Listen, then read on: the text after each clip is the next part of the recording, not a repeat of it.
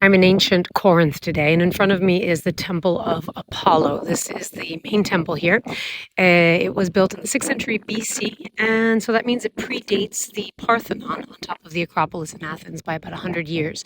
Something interesting about this, the architecture of this temple, is that even though it's a Doric temple, you can see that the columns are actually monolithic. What that means is they're carved out of one block of stone, each of them. They're not in drums like the Greeks would do in later times.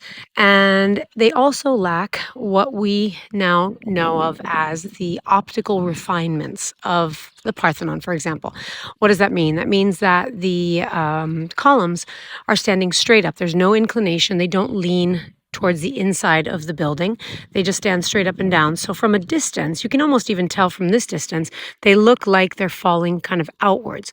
So the Greeks learned from this, and 100 years later, they were creating temples like the Parthenon, where all of the columns leaned inward so as to make them look straight. So this did not happen here, obviously. So this is up on this little hill. All around me is the rest of the archaeological site of the ancient city of Corinth. The ancient city of Corinth is familiar to many because of its pottery. It was a very wealthy ancient city. They controlled two ports, one on the Aegean side of the canal of the isthmus, rather, of Corinth, and one on the Corinthian Gulf side. They were able to control commerce in that way.